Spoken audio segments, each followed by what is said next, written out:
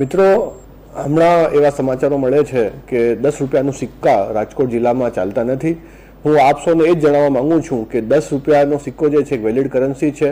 બેન્કર્સની પણ અમે જિલ્લા લેવલે મિટિંગ યોજી અને એ લોકો પણ આપ-લે કરવા માટે સંમત છે. એમની પાસે બેંક 10 રૂપિયાનું નોટ હોય કે 10 રૂપિયાનો સિક્કો હોય એનું પૂરતું સ્ટોક છે.